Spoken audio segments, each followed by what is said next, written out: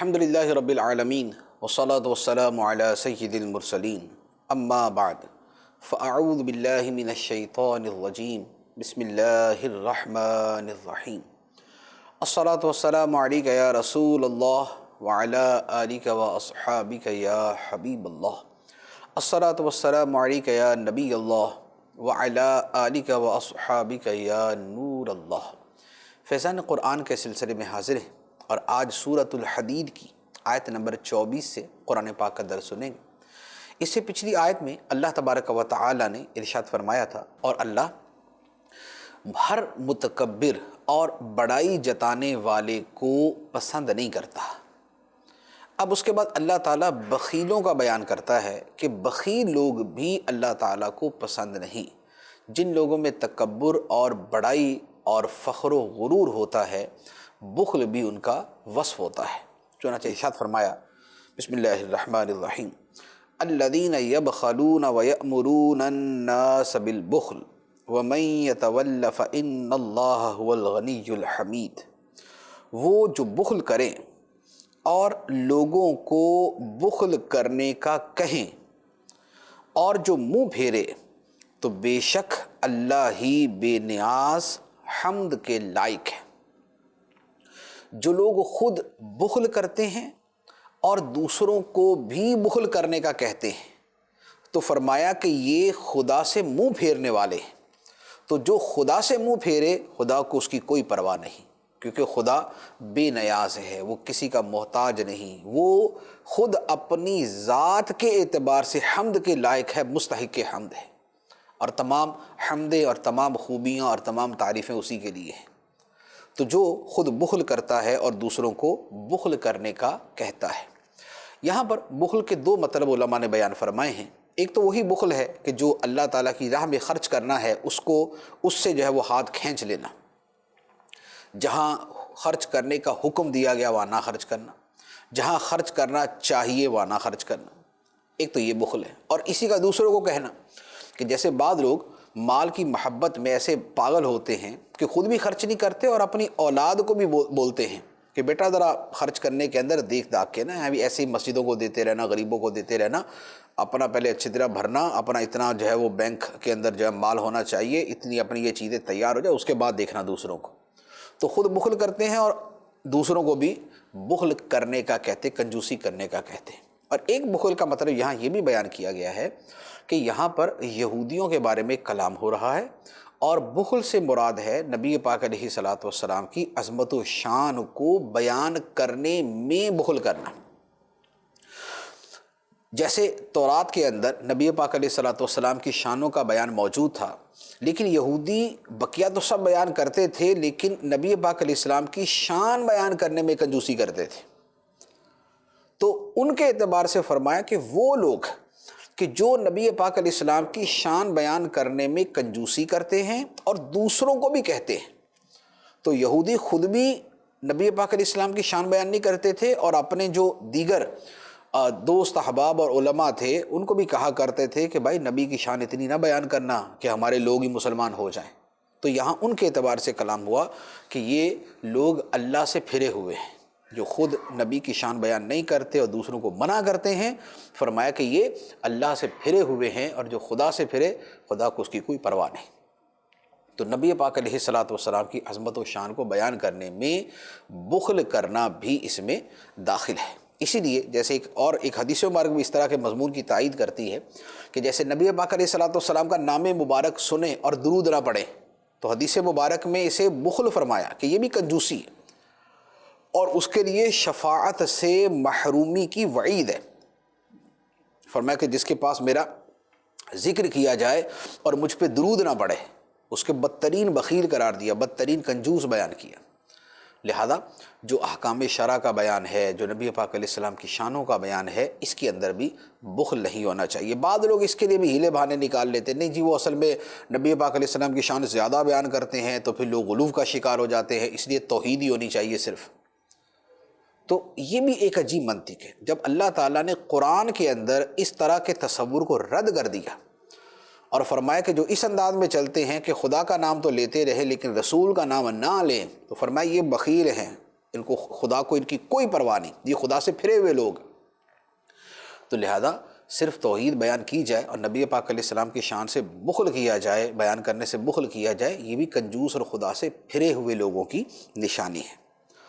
اگلی آیت میں ارشاد ہوتا ہے لَقَدْ أَرْسَلْنَا رُسُولَنَا بِالْبَيِّنَاتِ وَأَنزَلْنَا مَعَهُمُ الْكِتَابَ وَالْمِيزَانَ لِيَقُومَ النَّاسُ بِالْقِسْطِ وَأَنزَلْنَا الْحَدِيدَ فِيهِ بَأْسٌ شَدِيدٌ وَمَنَافِعُ لِلنَّاسِ وَلِيَعْلَمَ اللَّهُ مَن يَنصُرُهُ وَرُسُلَهُ بِالْغَيْبِ إِنَّ اللَّهَ قَوِيٌّ عَزِيزٌ۔ بے شک ہم نے اپنے رسولوں کو روشن دلیلوں کے ساتھ بھیجا اور ان کے ساتھ کتاب اور عدل کی ترازو اتاری تاکہ لوگ انصاف پر قائم ہوں، اور ہم نے لوہا اتارا، اس میں سخت لڑائی کا سامان ہے اور لوگوں کے لیے فائدے بھی ہیں، اور تاکہ اللہ اس شخص کو دیکھے جو بغیر دیکھے اللہ اور اس کے رسولوں کی مدد کرتا ہے، بے شک اللہ قوت والا غالب ہے۔ اس آیت مبارکہ میں بہت سے مضامین کا بیان ہے۔ پہلی بات فرمائی کہ اللہ تعالیٰ نے اپنے رسولوں کو روشن دلیلوں کے ساتھ بھیجا۔ روشن دلیلوں میں ان نبیوں پر نازل ہونے والی کتابیں ہیں، ان کتابوں میں موجود خدا کی آیتیں ہیں، اور ان انبیاء علیہم السلام کو عطا کردہ اللہ تعالیٰ کے معجزات ہیں۔ دوسری بات فرمائی کہ اللہ تعالیٰ نے نبیوں کے ساتھ کتاب اور عدل کی ترازو اتاری۔ کتاب اتاری کہ انبیاء علیہم السلام میں بہت ساروں کو کتابیں صحیفے عطا کیے گئے، اور جن کو نہیں دیے گئے تو ان کو جو پہلے سے نازل شدہ کتاب تھی وہی کتاب ان کے حق میں کتاب رہی، اور اسی کی شریعت کی وہ پیروی کرتے رہے۔ دوسری بات فرمائی کہ عدل کی ترازو اتاری، اللہ تعالیٰ نے عدل کی ترازو اتاری۔ عدل کے ترازو سے مراد یہ ہے کہ اللہ تعالیٰ نے عدل کا حکم نازل فرمایا، عدل و انصاف کا حکم نازل کیا، یا اگر اس سے اعلی وزن ہی مراد ہے، اعلی عدل ہی مراد ہے، تو پھر مراد یہ ہے کہ جو اس کے اسباب ہیں، جو اس کی صنعت ہے، وہ خدا نے نازل کی تاکہ لوگوں کے درمیان عدل اور انصاف کے ساتھ ہی معاملہ کیا جائے، سلوک کیا جائے۔ تو یہ عدل و انصاف جو ہے یہ خدا کا نازل کردہ حکم ہے۔ مزید فرمایا کہ ہم نے لوہا اتارا، اس میں لڑائی کا سخت سامان ہے اور لوگوں کے لیے بہت سے منافع ہیں۔ لوہا اتارا تو کیا لوہا آسمان سے اترا؟ اگر اس کا یہی معنی ہو کہ لوہا آسمان سے اترا تو بھی 100% درست ہے، تو بھی 100% درست ہے۔ اب کیسے اترا یہ خدا جانتا ہے۔ اللہ تعالیٰ نے جو فرمایا اس کا ظاہری معنی بھی مراد لے تو بھی ٹھیک ہے، ہمیں نہیں پتا، ہمیں نظر نہیں آتا، ہمیں نظر نہیں آیا اللہ تعالیٰ نے کیسے اتارا، لیکن جب اللہ تعالیٰ نے فرمایا تو پھر ایسا ہی ہوا۔ ہمارا دینی معنی یہ ہے۔ لیکن علماء نے اس کا جو تاویلی معنی کیا ہے وہ یہ کیا ہے کہ اللہ تعالیٰ نے لوہے کو پیدا کیا ہے، وہ شے کہ جس کی پیدائش میں خلق کا کوئی دخل نہیں ہے۔ ایک تو ہے نا کہ لوگوں نے مثال کے طور پہ یہ آئی پیڈ ہے، یہ لوگوں نے بنا لیا، تو اس کے بنانے میں لوگوں کی صنعت کا، سعی کا، کوشش کا دخل ہے۔ لیکن جو زمین سے معدنیات نکلتی ہیں، ان معدنیات کی پیدائش میں، ان کے بننے میں لوگوں کا دخل نہیں ہے۔ تو جس شے کی صنعت میں، بناوٹ میں، تخلیق میں لوگوں کا دخل نہیں ہوتا، تخلیق حقیقی میں تو کسی کا بھی نہیں ہوتا، لیکن جو ظاہری اعتبار سے بناوٹ ہے اس کے اعتبار سے بات کر رہا ہوں، جس میں لوگوں کا دخل نہیں ہوتا اسے اللہ تعالیٰ کی طرف منسوب کیا جاتا ہے کہ اللہ تبارک و تعالیٰ نے اس کو نازل کیا، اور اس کے لیے اتارنے کا لفظ جو ہے وہ ذکر کر دیا جاتا ہے۔ اور بھی اس طرح کی کئی چیزیں جن کے حوالے سے یہ الفاظ جو ہے وہ بیان کیے گئے ہیں۔ تو یہاں فرمایا کہ اللہ تعالیٰ نے لوہا اتارا، یعنی اس کے پیدائش میں، اس کی تخلیق میں، اس کے بننے میں، اس کے پورے پروسیس کے اندر مخلوق کا دخل نہیں ہے، یہ خاص اللہ تعالیٰ کی طرف سے یہ وجود میں آیا، لوگوں کو اس کے بنانے کے اندر کوئی دخل نہیں۔ اور یہ بھی ہو سکتا ہے کہ کوئی زمانہ آئے کہ جب حقیقتاً یہ بات ظاہر ہو جائے کہ لوہا جو ہے وہ اللہ تعالیٰ نے اوپر سے ہی اتارا تھا، کیسے ہوا، کیا اس کا طریقہ بنا، وقت کے ساتھ بہت ساری چیزیں ظاہر ہو جاتی۔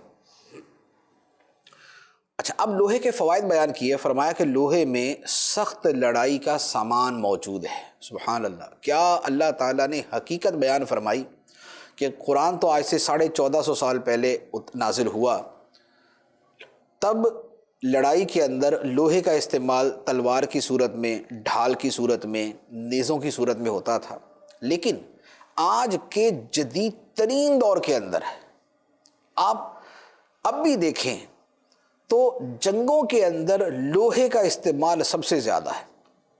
آپ کی ساری بندوقیں، توپیں، ٹینک، میزائل، جہاز، ہیلی کاپٹر، جنگی جہاز، F-16، یہ وہ سب آپ کے لوہے سے بنتے ہیں۔ حتیٰ کہ ابھی جدید ترین ٹیکنالوجی، جیسے ابھی آج کل جو ہے وہ ڈرون ٹیکنالوجی ہے کہ ڈرون اٹیکس کیے جاتے ہیں، انسان کا استعمال نہیں ہے، لیکن وہ کس سے بنتے ہیں؟ لوہے سے بنتے ہیں۔ اچھا، اس سے بھی آگے چلے جائیں، پھر اس سے آگے جا کے اگر آپ کہیں کہ جناب ریزز کے ذریعے اور اس طرح کی ویوز کے ذریعے جو ہے وہ بہت کچھ کیا جائے گا، تو ان کی جو مشینیں ہوں گی وہ لوہے کی ہوں گی۔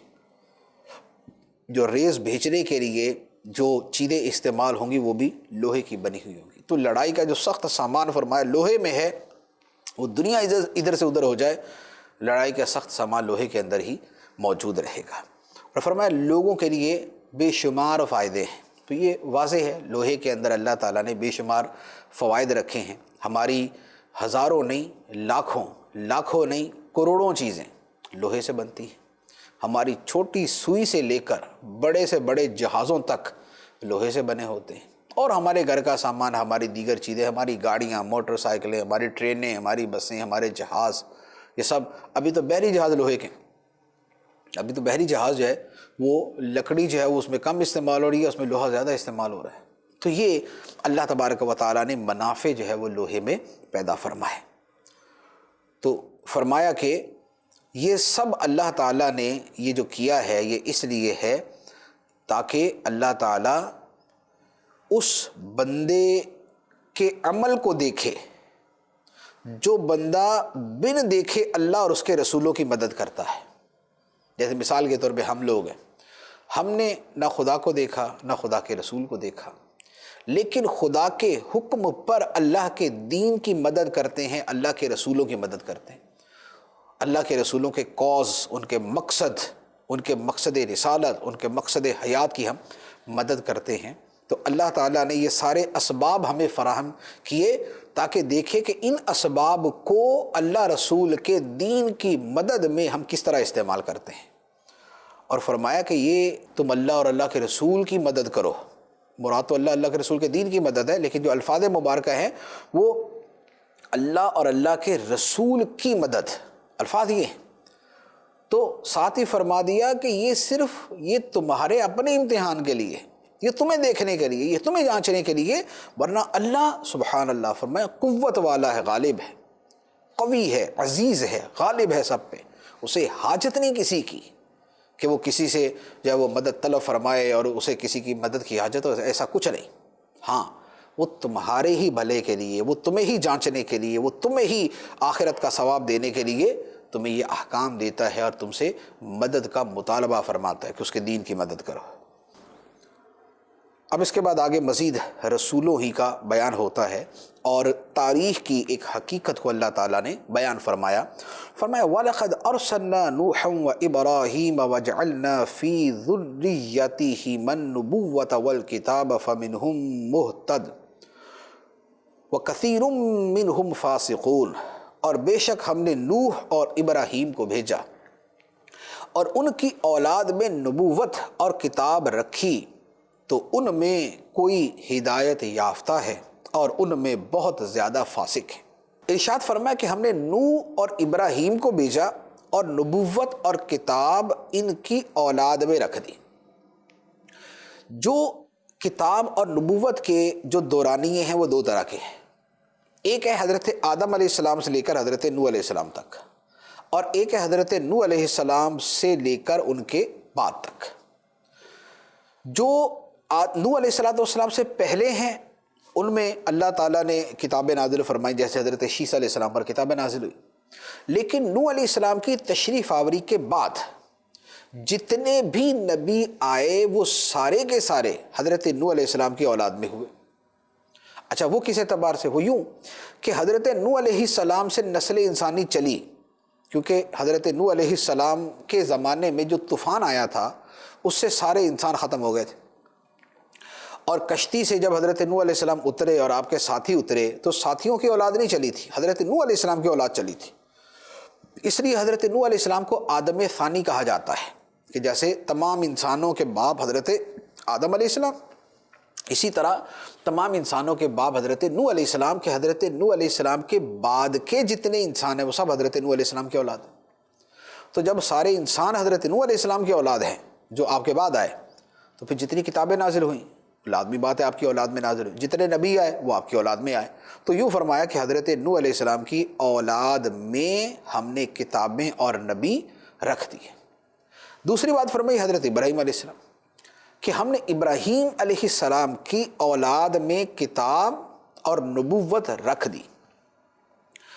حضرت ابراہیم علیہ السلام پہ خود بھی صحیفے نازل ہوئے، لیکن جو ابراہیم علیہ السلام کے بعد کتابیں نازل ہوئیں وہ ساری کی ساری آپ کی اولاد میں ہی نازل ہوئیں۔ کیوں؟ اس لیے کہ ابراہیم علیہ السلام کے بعد سارے نبی حضرت ابراہیم علیہ السلام کی اولاد ہی تھی۔ حضرت ابراہیم علیہ السلام کے بعد جتنے نبی آئے وہ حضرت ابراہیم علیہ السلام کی اولاد میں سے آئے۔ ادھر ایک طرف حضرت اسماعیل علیہ السلام، تو حضرت اسماعیل علیہ السلام کے بعد ڈائریکٹ جو ہے وہ ہمارے پیارے آقا صلی اللہ علیہ وسلم تشریف لائے۔ دوسری طرف حضرت اسحاق علیہ السلام، تو حضرت اسحاق سے حضرت یعقوب، پھر حضرت یعقوب علیہ السلام سے جو ہے حضرت یوسف علیہ السلام، پھر اس کے بعد یوں چل سلسلہ چلتا رہا، پھر انہی میں حضرت موسیٰ، پھر اس کے بعد زکریا، یحییٰ، عیسیٰ علیہ السلام۔ تو ساری کتابیں اور سارے نبی حضرت نوح علیہ السلام کے بعد ان کی اولاد میں تھے اور حضرت ابراہیم علیہ السلام کے بعد ان کی اولاد میں سے۔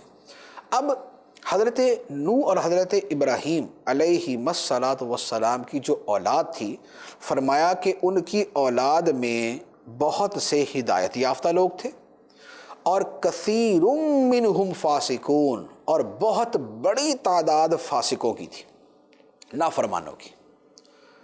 تو یہ واضح ہے کہ ایسا ہی ہوا کہ مثال کے طور پہ حضرت نوح علیہ السلام کی اولاد میں سارے انسان آئے، تو انسانوں میں جو اکثریت ہے وہ وارر فاسق ہی ہے۔ جیسے ابھی 7.5 ارب آبادی ہے دنیا کی، تو 7.5 ارب کے اندر 1.5 ارب مسلمان ہیں، تو 1.5 ارب مسلمان کے علاوہ جو 5 ارب لوگ ہیں دنیا کے اندر وہ تو مسلمان ہی نہیں ہیں، تو کثیر منہم فاسقون۔ تو اس اعتبار سے تو واضح طور پہ پھر جو مسلمان ہیں ان کے اندر بھی عمل کے اعتبار سے جو فاسق اور نیک کا فرق ہے اس کے اندر بھی فاسق کی زیادہ ہوتے ہیں۔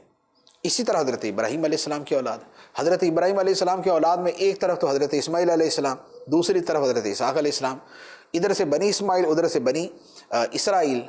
تو بنی اسرائیل کی بڑی تعداد جو ہے جس کے اندر یعنی یہودی اور عیسائی سارے کے سارے داخل ہیں، تو وہ ابھی بھی غیر مسلم۔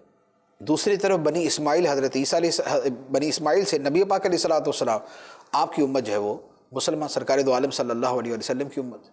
تو یوں جو ہے وہ ہم تاریخی تناظر کے اندر بھی دیکھیں تو بڑا واضح طور پہ ہمیں نظر آتا ہے کہ اللہ تعالیٰ نے جو فرمایا کہ فَمِنْهُمْ مُهْتَدٍ، کہ ان کی اولاد میں سے بہت سے ہدایت یافتہ بھی تھے لیکن کثیر ان میں سے فاسق تھے اور فاسق ہیں۔ اب اس کے بعد ارشاد ہوتا ہے ثم قفینا علی آثارہم برسولنا وقفینا بعیسی ابن مریم وآتیناہ الانجیل وجعلنا فی قلوب الذین اتبعوہ رأفۃ ورحمہ ورہبانیۃ ابتدعوہا ما کتبناہا علیہم الا ابتغاء رضوان اللہ وما رعوہا حق رعایتہا فآتینا الذین آمنوا منہم اجرہم وکثیر منہم فاسقون۔ پھر ہم نے ان کے پیچھے ان کے قدموں کے نشانات پر اپنے مزید رسول بھیجے اور ان کے پیچھے عیسیٰ بن مریم کو بھیجا اور اسے انجیل عطا فرمائی اور اس کے پیروکاروں کے دل میں نرمی اور رحمت رکھی، اور رہبانیت یعنی دنیا سے قطع تعلقی، رہبانیت کو انہوں نے خود ایجاد کیا اور ہم نے ان پر یہ مقرر نہ کیا تھا، ہاں اللہ کی رضا طلب کرنے کے لیے انہوں نے یہ بدعت ایجاد کی، پھر اس کی ویسی رعایت نہیں کی جیسی رعایت کرنے کا حق تھا، تو ان میں ایمان والوں کو ہم نے ان کا ثواب عطا کیا اور ان میں بہت سے نافرمان ہیں۔ یہ اللہ تعالیٰ نے انبیاء علیہ السلام کی تشریف آوری کا مزید جو سلسلہ بیان کیا وہ ہے۔ فرمایا کہ ہم نے پچھلے رسولوں کے بعد ابراہیم علیہ السلام اور حضرت نوح علیہ السلام وغیرہ، ان کے بعد ہم نے اپنے بہت سے رسول بھیجے، انہی سابقہ رسولوں کے انداز پر انہی کی راہ پر بہت سے رسول بھیجے، اور پھر ان سب کے آخر میں حضرت عیسیٰ علیہ السلام کو بھیجا۔ ہمارے نبی علیہ السلام سے پہلے جو آخری نبی ہیں وہ حضرت عیسیٰ علیہ السلام ہیں، ہمارے پیارے آقا صلی اللہ علیہ وسلم سب سے آخری نبی، لیکن جو آپ سے پہلے آخری تھے یعنی سیکنڈ لاسٹ نبی تھے وہ حضرت عیسیٰ علیہ السلام تھے۔ ان کے بعد حضرت عیسیٰ علیہ السلام اور نبی پاک علیہ السلام کے درمیان میں کوئی دوسرا نبی نہیں آیا، پھر ہمارے پیارے آقا صلی اللہ علیہ وسلم ہی تشریف لائے۔ تو فرمایا کہ ہم نے عیسیٰ بن مریم کو ان کے بعد بھیجا، اور حضرت عیسیٰ کو ہم نے انجیل عطا کی۔ انجیل یہ آپ کی کتاب کا نام۔ اللہ تعالیٰ نے حضرت عیسیٰ علیہ السلام کو انجیل عطا فرمائی تھی، بائبل نہیں۔ یہ آج کل جو ہے نا وہ لفظ بعض اوقات لوگ بول دیتے ہیں کہ حضرت عیسیٰ علیہ السلام کو بائبل عطا کی۔ بائبل تو بعد میں جو عیسائیوں یہودیوں نے مکسنگ کر کے اور وہ سارا عہد نامہ قدیم جدید تورات انجیل زبور سب مکس کر کے جو نئی کتاب تیار کی اور اس میں حضرت عیسیٰ علیہ السلام کے حالات زندگی مزید ڈال دیے، تو یہ وہ ہے۔ بائبل اللہ تعالیٰ نے نازل نہیں کی تھی، اللہ تعالیٰ نے انجیل نازل کی تھی۔ فرمایا کہ ہم نے عیسیٰ علیہ السلام کے ماننے والوں کے دلوں میں رأفت اور رحمت، نرمی اور ہمدردی، ہم نے ان کے دلوں کے اندر یہ ڈال دی۔ تو حضرت عیسیٰ علیہ السلام کے ماننے والوں کی اکثریت ایسی تھی کہ ان کے دلوں کے اندر نرمی ہوتی تھی، شفقت ہوتی تھی، اور اس لیے کہ انجیل کی جو تعلیمات تھی ان کے اندر نرمی اور رحمت کا جو پہلو ہے وہ بہت واضح تھا، اور حضرت عیسیٰ علیہ السلام کی اپنی سیرت میں اور آپ کی اپنی زندگی کے اندر بھی یہ پہلو بڑا نمایاں تھا۔ تو چونکہ تعلیمات کے اندر کثرت سے وہ چیزیں تھیں تو لہذا قوم کے اندر رافت اور رحمت تھی، اور اس کی ایک وجہ یہ بھی تھی کہ دنیا سے دوری اور مال کی محبت سے دوری جو تھی یہ حضرت عیسیٰ علیہ السلام کی تعلیمات میں بڑی بنیادی چیز تھی۔ تو جب مال کی محبت اور دنیا کی محبت کم ہوتی ہے تو دل میں نرمی پیدا ہوتی، اور جب انہی لوگوں کے اندر پھر دوبارہ دنیا کی محبت مال کی محبت آ گئی تو دنیا کے سب سے بڑے قاتل بھی یہی ہیں۔ دنیا میں جتنی بڑی بڑی جنگیں ہوئی ہیں آپ ذرا پڑھ کے دیکھیں ذرا کنہوں نے کی۔ دنیا کی سب سے بڑی جنگیں جن میں سب سے زیادہ لوگ مرے ہوں، قتل ہوئے ہوں، وہ کنہوں نے کیے؟ وہ انہوں نے کیے۔ وجہ یہ ہے کہ جب مال کی محبت اور ملکوں کی محبت اور حکمرانی کی محبت اور وسعت پذیری کی محبت اور علاقوں اور سلطنتوں کو فتح کرنے کی محبت دل میں پیدا ہو گئی تو وہ ظلم اور جو ہے وہ شدت کے بغیر آتی نہیں، اور حدود تو وہاں تھی نہیں کہ جن کی پرواہ کرنی تھی، تو لہذا پھر سب سے زیادہ قتل و غارت گری بھی انہوں نے کی۔ یہ اچھا، اب مزید ارشاد فرمایا کہ ایک اور شے تھی جو ان عیسائیوں میں تھی، وہ تھی رہبانیت۔ رہبانیت کیا ہے؟ رہبانیت ہے دنیا سے قطع تعلقی۔ رہبانیت ہے دنیا سے قطع تعلقی۔ آدمی نہ شادی کرے، ماں باپ چھوڑ دے، بیوی بچے اگر اول تو ہونے ہی نہیں ہیں، اگر ہیں تو ان کو بھی چھوڑ کے نکل جائے جنگلوں میں، پہاڑوں میں، غاروں میں، بیابانوں میں، وہاں جا کے بیٹھ جائے، بس ہر وقت جو ہے نا وہ تسبیح اور ان کاموں کے اندر لگا رہے۔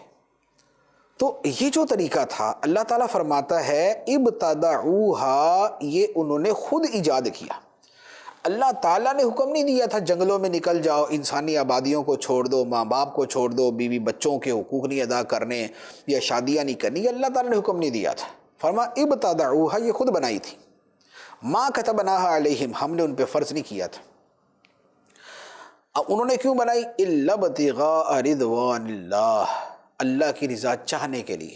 مقصد اچھا تھا کہ اللہ کی رضا ملے گی۔ ان کے ذہن میں یہ تھا کہ یار دنیا میں رہتے ہیں تو پھر ہزار مسائل پیدا ہوتے ہیں، کبھی اس سے لڑائی، کبھی اس سے لڑائی، کبھی مال کی کمی، کبھی شکوہ شکایت، کبھی بچے نہیں باز آ رہے تو کبھی کچھ تو کبھی کچھ۔ ان سارے جھمیلوں سے، جھگڑوں سے بچنے کا طریقہ یہ کہ سب کچھ چھوڑ دو، جنگل میں نکل جاؤ۔ تو اللہ تعالیٰ نے فرمایا کہ کیا سب کچھ انہوں نے اللہ کی رضا کے لیے، لیکن ہوا کیا؟ فرمایا فما رعوها حق رعایتها، لیکن پھر اس کا حق نہیں ادا کر سکے جیسا حق ادا کرنا چاہیے تھا، کہ اگر اللہ کی رضا کے لیے سب کچھ چھوڑ دیا تھا تو پھر اس میں جو اس کا حق بنتا تھا اس رہبانیت کا وہ نہیں ادا کیا۔ وہ کیا تھا؟ وہ یہ تھا کہ رہبانیت اگر اختیار ہی کرنی ہے تو پھر اللہ کے حقوق میں کوئی حق ضائع نہ ہو، بندوں کے حقوق میں کوئی حق ضائع نہ ہو، ماں باپ اور بیوی بچوں کے حقوق میں کوئی حق ضائع نہ ہو۔ پھر یہ ضروری تھا۔ یہ نہیں ہے کہ ماں باپ بھوکے مریں، بیوی بچے بھوکے مریں، بھائی صاحب جنگل میں نکلے ہوئے، کیا ہوا جی؟ رہبانیت پہ نکلے ہوئے، تصوف میں نکلے ہوئے۔ ایسا نہیں، اس کی اجازت نہیں۔ تو حق یہ ہے کہ جو شریعت کے احکام ہیں ان کا پورا پورا پاس و لحاظ کرے، اور اس کے بعد اگر چاہتا ہے کہ جنگلوں میں نکل جائے تو اس کی مرضی۔ یہ ان کے اعتبار سے بات کر رہا ہوں۔ ہمارے دین کے اندر، ہمارے دین میں نبی پاک صلی اللہ تعالیٰ علیہ وآلہ وسلم نے خود رہبانیت پہ تو فرمایا کہ لا رہبانیت فی الاسلام، اسلام میں کوئی رہبانیت نہیں، اسلام میں کوئی رہبانیت نہیں۔ نبی پاک صلی اللہ علیہ وآلہ وسلم نے کچھ عرصہ اعلان نبوت سے پہلے غار حرا میں گزارا، لیکن اعلان نبوت کے بعد آپ نے اپنی پوری زندگی لوگوں کے درمیان گزاری۔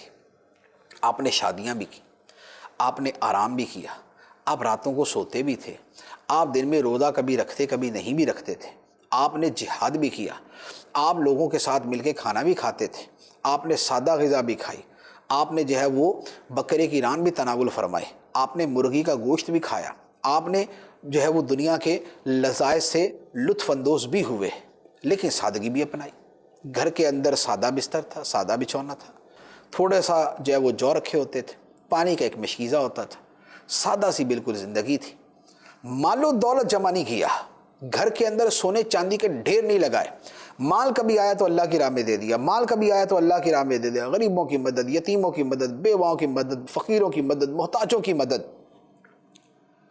تو نبی پاک صلی اللہ تعالیٰ علیہ وسلم کی سیرت مبارکہ یہ تھی، تو ہمیں حکم بھی یہی دیا گیا کہ تمہارے لیے لقد کان لکم فی رسول اللہ اسوۃ حسنہ، تمہارے لیے رسول اللہ کی زندگی میں بہترین نمونہ موجود ہے۔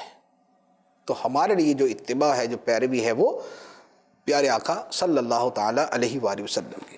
اب رہی یہ بات کہ اگر آج کے زمانے میں کوئی شخص لوگوں سے کٹ کر کہیں جو ہے وہ جدا جا کے بیٹھ جائے، عبادت و ریاضت کرے، جیسے اولیاء کرام کے بارے میں ہے کہ جنگلوں میں چلے جاتے تھے، اور ان کے بارے میں کیا حکم ہے؟ تو اس کا جواب یہ ہے کہ جب حقوق اللہ اور حقوق العباد میں کوئی حق ضائع نہیں ہوتا تو پھر شریعت نے منع نہیں کیا۔ ایک آدمی کے مثلا ماں باپ ہے نہیں، شادی اس نے کی نہیں، اور اس کو شادی کی اتنی حاجت بھی نہیں ہے، اب اگر وہ عبادت و ریاضت میں لگ جاتا ہے اور دن رات وہ تسبیح، ذکر، اذکار، اس میں لگا رہتا ہے، تو اس میں کیا حرج؟ بڑے بڑے علماء ایسے گزرے ہیں جنہوں نے شادی نہیں کی ساری زندگی۔ کیوں؟ اس لیے کہ ساری زندگی وہ علم دین پڑھنے پڑھانے کے اندر، محدثین کے اندر بڑی تعداد ہے کہ جن کی ساری زندگی علمی مشغولیت و مصروفیت کی وجہ سے ایسی گزری، شادی نہیں کی انہوں نے، دنیا کے لذائذ اور دنیا کی چیزوں میں وہ لگے، بس اپنے وہ حجرے کے اندر بیٹھے ہوئے تصنیف تحریر اور اس کے اندر لگے رہے، تو ان کے اوپر کوئی کلام نہیں۔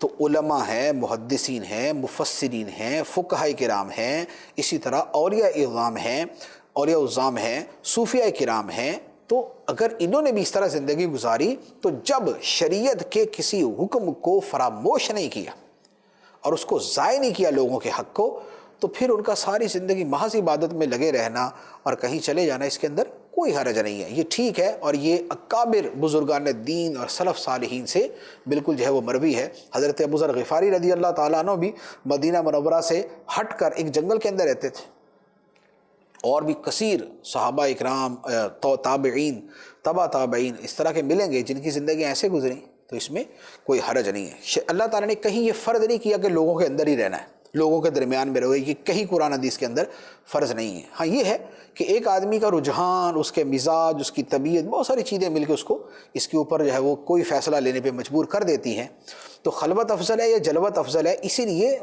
حدیث کی کتابوں کے اندر علماء نے باقاعدہ اس پہ بحث کی ہے کہ خلوت افضل یا جلوت افضل، اور عزلت، گوشہ نشینی، کسی جگہ بس ایک ہی جگہ بیٹھ جانا، اس کے بارے میں کیا حکم ہے؟ تو بخاری شریف کی حدیثوں کے اوپر جو ہے عمدۃ القاری، فتح الباری، ارشاد الساری، کرمانی اور جو ہے وہ علامہ ابن بطال کی شروح جو ہیں وہ ہیں، پھر اور مسلم شریف کی شروحات کے اندر سب نے اس پر کلام کیا ہے اور دونوں طرف دلائل دیے ہیں۔ تصوف کی کتابوں کے اندر احیاء العلوم میں، قیمہ سعادت میں پورا باب ہے گوشہ نشینی کا، اور اس کے آداب اور اس کے فضائل اور اس کی اہمیت، یہ سب چیزیں بیان کی ہیں۔ پھر حدیث مبارک موجود کہ خاموشی جو ہے وہ برے ساتھی سے اچھی ہے، اور اچھا ساتھی جو ہے وہ خاموشی سے اچھا ہے۔ تو خاموشی جو ہے وہ لوگوں کے درمیان میں بیٹھ کے بندہ تھوڑی خاموش ہوتا ہے، وہاں تو بولتا ہی بولتا ہے۔ خاموشی یہ اکثر اس کا تو طریقہ یہی ہوتا ہے کہ کہیں سائڈ میں ہو کے بیٹھ جائے۔ تو لہذا اس کو، لیکن اس کو رہبانیت نہیں کہیں گے، کیونکہ رہبانیت ایک سمبل بن گیا عیسائیت کا۔ رہبانیت ایک طریقہ بن گیا جس میں حقوق العباد کو فراموش کیا جاتا ہے۔ لہذا ہمارے جو صوفیاء کرام، اولیاء کرام، ہمارے علماء، محدثین، مفسرین، جو انہوں نے خلوت نشینی اختیار کی تو اس کو خلوت نشینی کہیں گے، اسے ترک دنیا کہیں گے، اسے زہد کہیں گے، اس کے لیے رہبانیت کا لفظ استعمال نہیں ہوگا۔ اچھا، پھر یہاں پر ایک اور بات بڑی واضح طور پہ سامنے آتی، اللہ تعالیٰ نے یہ نہیں فرمایا کہ رہبانیت انہوں نے جو ایجاد کی یہ برا کیا، نہیں، فرمایا اللہ کی رضا کے لیے رہبانیت ایجاد کی، لیکن پھر اس کا حق نہیں ادا کر سکے، پھر اس پہ ثابت قدم نہیں رہ سکے، اس کو کما حقہ پورا نہیں کر سکے۔ اس کا مطلب یہ ہوا کہ اگر کوئی شخص عبادت کے لیے کوئی انداز اختیار کرتا ہے تو انداز اختیار کرنا برا نہیں، ہاں اس کے حقوق کی رعایت نہ کرنا برا ہے۔ مثال کے طور پہ ایک شخص یہ التزام کرتا ہے کہ میں نے روزانہ ایک قرآن پڑھنا ہے، روزانہ ایک قرآن، روزانہ پڑھتا، پھر اس کے بعد جا کے ایسا معاذ اللہ بور ہو جاتا ہے کہ ہاتھ بھی نہیں لگاتا، تب اس کو کہا جائے گا کہ اس نے جو التزام کیا تھا وہ تو اچھا تھا، لیکن جو حق ادا نہیں کیا یہ برا کیا، جو حق ادا نہیں کیا یہ اس نے برا کیا۔ تو اب اسی طریقے سے بہت سارے طریقے ہیں نبی پاک علیہ الصلوۃ والسلام کو یاد کرنے کے لیے، میلاد شریف کے نام پہ، اولیاء کو یاد کرنے کے لیے، ایصال ثواب کے لیے، 11ویں کے نام پہ، عرس کے نام پہ بہت ساری چیزیں کی جاتی ہیں۔ ان کی بنیاد، ان کا مقصد اچھا، ان کی بنیاد اچھی، ان کا طریقہ اچھا۔ اب اگر اس میں کسی کا حق ضائع نہیں ہوتا تو اس میں کوئی حرج ہے۔ نبی پاک علیہ الصلوۃ والسلام کی حدیث مبارک ہے کہ جس نے اسلام میں اچھا طریقہ شروع کیا تو اس کو اچھا طریقہ شروع کرنے کا ثواب اور اس پر عمل کرنے کا والوں کا بھی ثواب ملے گا، اور عمل کرنے والوں کے عمل میں کوئی کمی نہیں ہوگی۔ تو اچھا طریقہ شروع کرنا یہ کوئی برا نہیں۔ بعض لوگ بالکل ہی شور ہی مچا دیتے، بدعت بدعت بدعت بدعت۔ اللہ تعالیٰ نے یہاں ابتدعوہا کا لفظ ارشاد فرمایا، رہبانیت ان کی بدعت تھی، لیکن اللہ تعالیٰ نے اس کا رد نہیں کیا، فرمایا اس کا حق ادا نہیں کیا۔ تو حق یہ ہے کہ مثال کے طور پہ آپ میلاد شریف تو کریں، لیکن میلاد شریف کے اندر جو ہے وہ اتنی اونچی آواز سے گلی کے اندر میلاد کرے، پڑوسی سارے تنگ ہو جائیں، لوگوں کی نیند خراب ہو جائے، تو یہ غلط کیا۔ لیکن اگر یہ نہیں ہے، آپ مسجد کے اندر، گھر کے اندر، حدود کے اندر رہتے ہوئے موافق شرع جو ہے وہ قرآن و حدیث کی روشنی کے اندر اگر میلاد بیان کرتے ہیں، سرکار کی شان بیان کرتے ہیں، تو پھر کس کو تکلیف؟ پھر اس میں کیا حرج ہے؟ تو بالکل ٹھیک ہے، پھر کوئی حرج نہیں اس کے اندر۔ وہ جو ہے کہ ہر بدعت گمراہی ہے، اس کا مطلب یہ ہے کہ جو دین کے مقابلے میں بنائی جائے، جو دین کے مقابلے میں بنائی جائے وہ بدعت گمراہی ہے۔ ورنہ تو دنیا میں جتنے دینی مدرسے ہیں سارے بدعت ہیں۔ جو سارے دنیا کے اندر عالم کورس درس نظامی کے نام پہ یا دوسرے کیے جاتے سب بدعت ہیں۔ نبی پاک علیہ السلام کے زمانے میں کوئی ایسا مدرسہ نہیں تھا جس میں 6 پیریڈ لگتے تھے، پہلا حدیث کا، دوسرا تفسیر کا، تیسرا صرف کا، چوتھا نحو کا، پانچواں منطق کا، چھٹا بلاغت کا۔ یہ سب طریقے بدعت ہیں، سب بدعت ہے۔ لیکن یہ اچھے طریقے ہیں، دین کے مددگار ہیں، حصول علم دین میں معاون ہیں، لہذا جائز ہے، کوئی حرج نہیں۔ اسی طرح میلاد شریف ہے، یہ کیا ہے؟ نبی پاک علیہ السلام کی شان تو بیان کرنی ہے، آپ کی عظمت تو بیان کرنی ہے، آپ کی اتباع کی تو دعوت دینی ہے، تو کیا حرج ہے اس کے اندر؟ یہ عجیب لوگوں کا حال ہے کہ میلاد النبی تو حرام ہے اور سیرت النبی کا جلسہ حلال ہے۔ میلاد النبی جو ہے وہ ناجائز ہے، سیرت النبی جائز ہے۔ ارے بھائی، دونوں میں کیا فرق ہے؟ سیرت شروع ہی میلاد سے ہوتی ہے۔ نبی پاک علیہ السلام کی سیرت کب سے شروع ہوئی؟ جب سے آپ پیدا ہوئے۔ تو سیرت کا پہلا باب میلاد ہے، پہلا باب ناجائز ہے، باقی ساری کتاب جائز ہے، یہ کیسے ہو سکتا ہے؟ تو لہٰذا یہ بدعت، وہ ہر بدعت گمراہی وہ ہے جو دین کے مد مقابل ہے۔ قرآن حدیث میں اللہ تعالیٰ نے جو عقیدے بیان کیے، اس کے مقابلے میں کوئی عقیدے گھڑ لے جیسے یہ منکرین حدیث ہیں، بولتے جی حدیث معتبر نہیں ہوتی، تو قرآن حدیث سے تو ثابت ہے معتبر ہے، یہ کہتے ہیں معتبر نہیں ہے، لہذا یہ گمراہ ہے۔ اللہ تعالیٰ جو ہے وہ اللہ تعالیٰ خالق ہے، مالک ہے، رازق ہے، اس کی صفات ہیں، اب جو صفات کا انکار کرے وہ گمراہ ہے۔ تو یوں چیزیں ہیں جن کا اعتبار کیا جائے گا کہ جو دین کے مقابلے میں بدعت ہے وہ گمراہی، نہ یہ کہ دنیا جہان کی جو چیز بس نہیں ہے اس کو بدعت کا نام دے دیا جائے۔ پھر اللہ تعالیٰ نے ارشاد فرمایا کہ یہ جنہوں نے بدعت ایجاد کی تھی، رہبانیت کی، فرمایا فَآتَيْنَا الَّذِينَ آمَنُوا مِنْهُمْ أَجْرَهُمْ، تو ہم نے ان میں سے جو ایمان والے تھے ان کو اجر عطا کیا۔ بدعت ایجاد کی اور اللہ تعالیٰ فرماتا ہم نے اجر دیا۔ اگر ہر بدعت یوں ہی گمراہی ہے کہ بھلے اچھی بری ہر بدعت ہی گمراہی ہے تو اجر کس بات کا؟ تو لہذا یہ بڑی واضح سی باتیں ہیں اور ان پر جو ہے وہ تھوڑی سی توجہ دے کے ان کو اچھی طرح سمجھ لینا چاہیے۔ اب اس کے بعد ارشاد ہوتا ہے یا ایھا الذین آمنوا اتقوا اللہ وآمنوا برسولہ یؤتکم کفلین من رحمتہ ویجعل لکم نورا تمشون بہ ویغفر لکم واللہ غفور رحیم۔ اے ایمان والو، اللہ سے ڈرو اور اس کے رسول پر ایمان لاؤ تو وہ اپنی رحمت کے 2 حصے تمہیں عطا فرمائے گا، اور وہ تمہارے لیے ایک ایسا نور کر دے گا جس کے ذریعے تم چلو گے، اور وہ تمہیں بخش دے گا، اور اللہ بخشنے والا مہربان ہے۔ یہاں جو فرمایا نا کہ اے ایمان والو، اس سے مراد اہل کتاب ہے، یعنی موسیٰ علیہ السلام اور عیسیٰ علیہ السلام کو ماننے والے۔ تو آیت کا ترجمہ یہ بنے گا کہ اے موسیٰ اور عیسیٰ علیہ السلام پر ایمان لانے والو، اللہ سے ڈرو اور اللہ کے آخری رسول پر ایمان لاؤ۔ تو یہاں جو فرمایا نا اللہ کے رسول پر ایمان لاؤ، تو یہ بیسیکلی یہودیوں اور عیسائیوں کو مخاطب کیا۔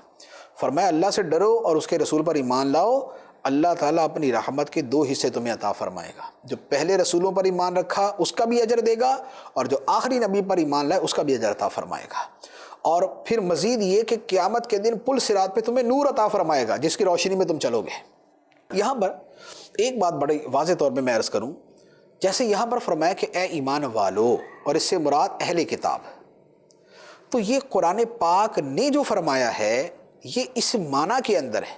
اس کا یہ مطلب نہیں کہ ہم یہ بولیں کہ اہل کتاب بھی ایمان والے ہوتے ہیں، اس کا یہ مطلب نہیں۔ اس وقت جو اصطلاح ہے اس میں مومنین سے مراد جو ہے وہ مسلمان ہوتے ہیں، اور اس کے مد مقابل اہل کتاب ہوتے ہیں۔ تو یہاں پر اپنے لغوی معنی کے اعتبار سے فرمایا کہ اے موسیٰ و عیسیٰ علیہ السلام پر ایمان لانے والوں، ان کی تصدیق کرنے والوں، نہ کہ گروہ مومنہ کے اندر ان کو داخل کر دیا۔ بعض لوگ جو ہے وہ آج کل عیسائی یہودیوں کو بولتے ہیں یہ بھی مومنین ہیں، تو بھائی مومنین ہے تو مومنین نے تو پھر جنت میں جانا ہے، تو عیسائی یہودی بھی جنت میں جائیں گے۔ پھر آج کل کے یہ پوچھے تو کہہ رہے ہیں نہیں یہ مراد نہیں ہے۔ تو بھائی جب یہ مراد نہیں ہے تو پھر لفظ ہی وہ بولو نا کہ مسلمان شک و شبہ کا شکار نہ ہو۔ تو قرآن پاک میں کون سا لفظ کہاں پر اپنے حقیقی اصطلاحی معنی میں استعمال ہوا، کہاں اپنے لغوی معنی میں استعمال ہوا، اس کا فرق رکھنا بڑا ضروری ہے۔ یہ فرق نہیں رکھیں گے تو پھر جو ہے پھر تو سارے کا سارا نظام بدل جائے گا۔ پھر جو ہے وہ صلاۃ ہے، نماز کو قرآن میں صلاۃ کہا، تو صلاۃ کا لغوی معنی بھی ہے ایک۔ صلاۃ کا لغوی معنی یہ ران کی جو ہے وہ ہڈی، اس کو ہلانا، اس کا معنی دعا مانگنا بھی ہے۔ تو قرآن میں جہاں پر نماز صلاۃ کا حکم دیا کہ مقررہ اوقات کے اندر صلاۃ فرض کی گئی ہے، تو وہاں پر بھی بول دیجیے دعا مانگنا فرض کیا گیا ہے۔ تو جب وہاں پر بولیں گے نہیں وہ صلاۃ سے مراد یا نماز ہی ہے، تو جیسے وہاں پر ہے تو ویسے ایمان مومنین کے اندر ہے۔ کہاں پر لفظ ایمان حقیقی معنی میں ہے، کہاں صرف لغوی معنی میں ہے، اس کا فرق رکھنا ضروری ہے۔ اب جب یہ آیت نازل ہوئی کہ تم ایمان لاؤ تو اللہ تعالیٰ تمہیں 2 ثواب عطا فرمائے گا، تو اس پر یہودیوں نے کہا کہ اچھا ٹھیک ہے، اگر ایمان لے آئیں گے تو 2 ثواب ملیں گے، نہیں لائیں گے تو 1 ملے گا، تو لہذا ہم نہیں لاتے، ایک ہی صحیح۔ تو اللہ تعالیٰ نے فرما دیا یہ اس غلط فہمی میں نہ رہنا کہ محمد صلی اللہ علیہ وسلم پر ایمان نہیں لاؤ گے تو 1 ثواب ملے گا، وہ 1 سے بھی جاتے رہو گے، 2 تب ملیں گے جب ان پہ ایمان لاؤ گے، ان پہ ایمان نہیں تو پہلے بھی گئے۔ چنانچہ ارشاد فرمایا لِأَلَّا يَعْلَمَ أَهْلُ الْكِتَابِ أَلَّا يَقْدِرُونَ عَلَى شَيْءٍ مِّن فَضْلِ اللَّهِ وَأَنَّ الْفَضْلَ بِيَدِ اللَّهِ يُؤْتِيهِ مَن يَشَاءُ وَاللَّهُ ذُو الْفَضْلِ الْعَظِيمِ، تاکہ اہل کتاب جان لیں کہ وہ اللہ کے فضل میں سے کسی چیز پر قدرت نہیں رکھتے، اور یہ کہ سارا فضل اللہ کے ہاتھ میں ہے، وہ جسے چاہتا ہے دیتا ہے، اور اللہ بڑے فضل والا ہے۔ فضل اللہ کے ہاتھ میں، اجر اللہ کے ہاتھ میں. تو لہذا یہ نہیں ہوگا کہ محمد صلی اللہ علیہ وآلہ وسلم پر ایمان نہ لائیں اور پھر بھی ان کو ایک اجر مل جائے، وہ ایک سے بھی جاتے رہیں گے. اللہ تبارک و تعالی ہمیں قرآن کا صحیح فہم عطا فرمائے. آمین بجاہ النبی الامین صلی اللہ علیہ وسلم.